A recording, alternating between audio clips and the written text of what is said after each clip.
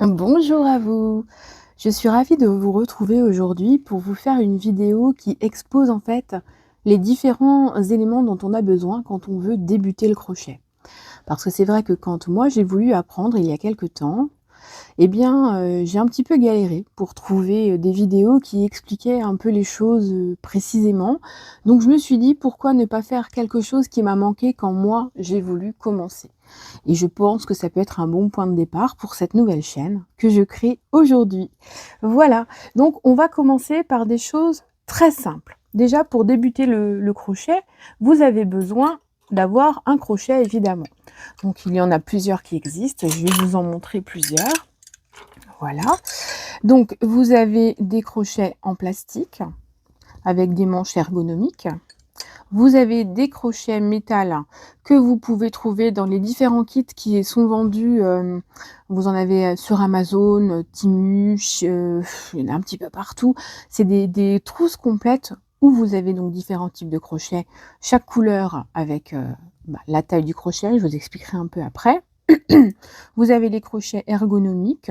Ceux-là sont un peu plus onéreux si vous faites fréquemment du crochet. Ça peut être beaucoup plus facile en cas d'arthrite ou de douleur aux mains parce qu'ils ont une voilà, ils sont pour moi, c'est ceux que je préfère, hein. Les crochets Clover, c'est ceux que j'utilise le plus fréquemment. Vous avez des crochets en plastique, manche plastique ergonomique un peu mou avec la pointe en métal qui existe aussi. Bon là, c'est la marque Prime. Vous avez des crochets plastiques, ceux-ci je les ai trouvés à Mondial Tissu, tout simplement. Là, un crochet plastique aussi, ça c'est un Créala, donc ceux-là on les trouve à Cultura. Vous avez aussi encore, il y a différentes tailles de crochets. Donc plus ils sont fins et petits, donc ça va descendre jusqu'à 0,5, 0,75. C'est pour faire de la dentelle.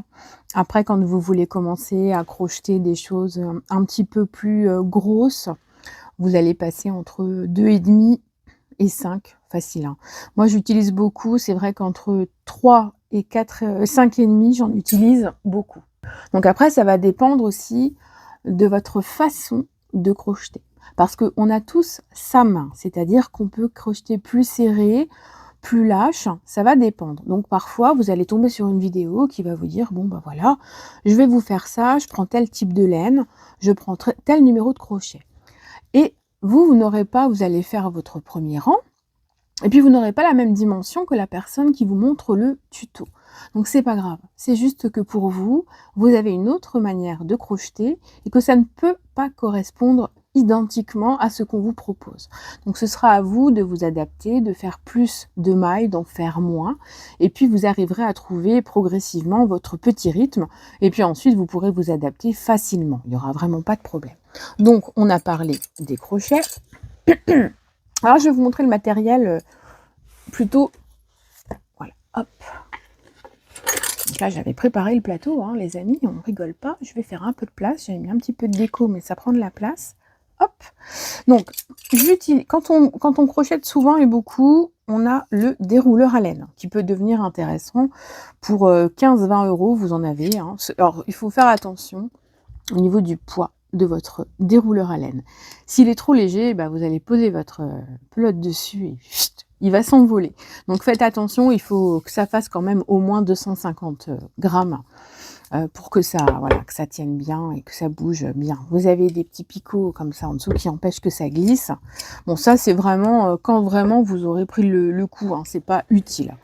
Alors, le basique, un carnet et un stylo, évidemment. Donc des ciseaux. Donc vous allez vous choisir une petite paire de ciseaux. Donc ceux-là, c'est des petits ciseaux à 75 centimes d'action. Ça, c'est des choses que j'ai trouvées sur Temu, à 1 € et des cacahuètes. Vous vous choisissez une paire de ciseaux neuve et vous ne couperez que de la laine ou des fils avec. C'est important parce que si vous allez couper du papier avec votre ciseau à laine, après vous allez galérer pour recouper votre laine parce qu'il faut vraiment qu'il ait une disposition, une prédisposition très claire. Donc, ça, ce sont les ciseaux.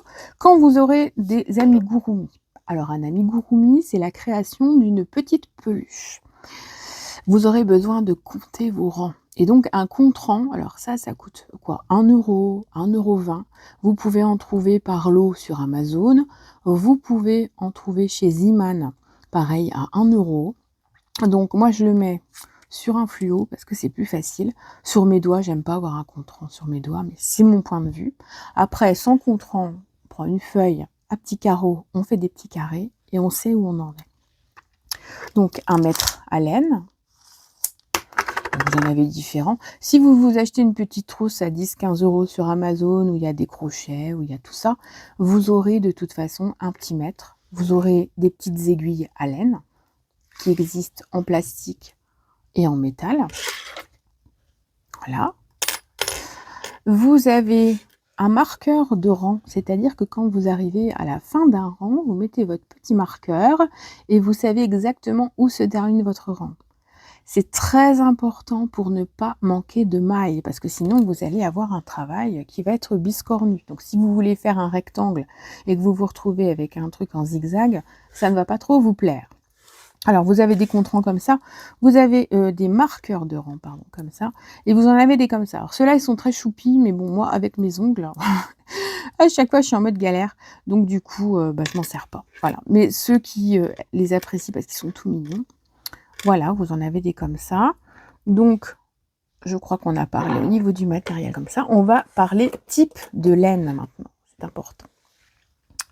Alors, je vous ai sorti différents types de laine. Alors, quand on débute, on ne prend pas n'importe quelle laine, évidemment. Je crois que je vous en ai trop mis là. Je vais les déplacer. Je vais vous les montrer au fur et à mesure. Je vais vous montrer et vous expliquer.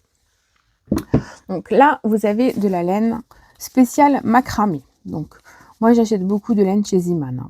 C'est des boutiques que vous avez, il y en a un peu partout en France. Et sinon, vous avez un site où vous pouvez acheter aussi de la laine et le matos.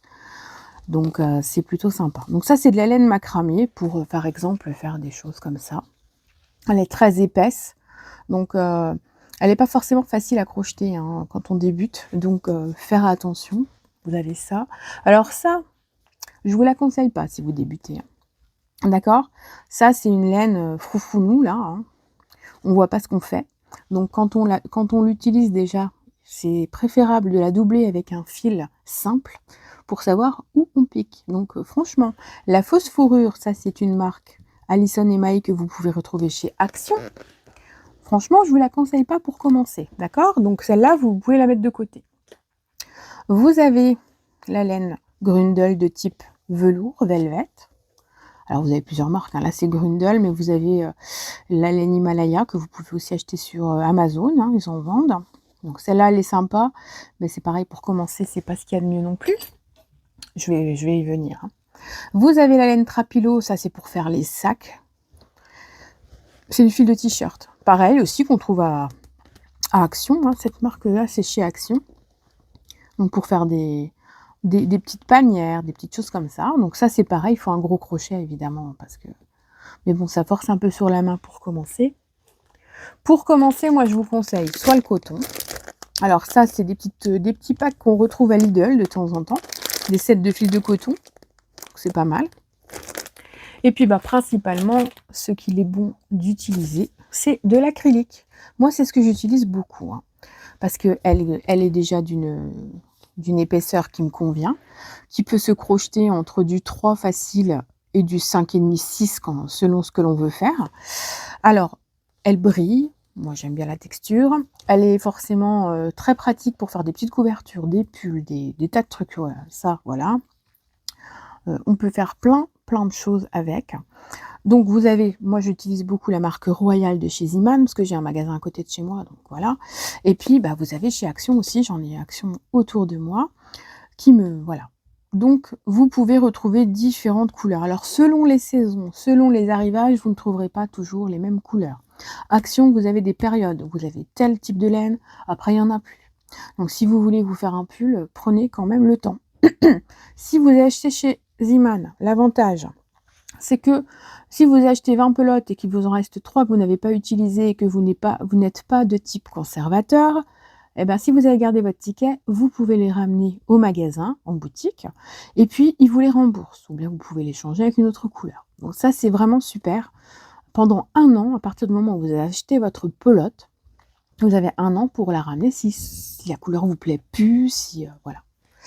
Donc ça, c'est le matériel rudimentaire pour commencer. Donc le mieux, c'est simple, hein, vous prenez un petit crochet, là si vous voulez commencer avec une laine simple. Ils vendent des crochets chez Action, j'en ai mais ils sont pas là. Donc ils vendent des kits chez Action de 4-5 crochets, voire peut-être plus. Donc vous achetez simplement un crochet ou alors un lot de crochets à 2 € à Action, une pelote de laine qui coûte environ 1 €, voire même moins. Ça, c'est des pelotes qui coûtent, à peu près 1 € hein, chez Ziman ou chez Action. Un crochet environ 4 et demi. Une laine qui se crochette, parce que c'est précisé sur les pelotes. Est-ce que vous voyez bien? Oui. Donc là, crochet, on vous dit entre 5 et 6. Celle-ci, moi, je la crochette jusqu'à 3,25 hein, facile, voire même 3 parfois, hein. Quand je fais des petites peluches, je serre beaucoup et comme ça, il y a pas de trou, parce que c'est important qu'il n'y ait pas de trou. Donc elle est lavable à 30 degrés. Bon, ça passe pas au sèche-linge, ça se repasse pas, mais ça se avec les défroisseurs ou les trucs vapeur, si vous avez une centrale vapeur, vous pouvez, voilà, remettre à plat, c'est propre, c'est beau, ça brille en plus l'acrylique avec la vapeur. Donc et puis, bah, en fait, c'est tout ce que je peux vous dire, hein. Vous prenez donc un crochet de taille moyenne, donc entre 4 et 5 ou entre 3 et 5 et puis une pelote, des ciseaux, pardon, une paire de ciseaux et puis c'est parti. On se retrouve dans une prochaine vidéo pour apprendre les rudiments des premiers points. À bientôt!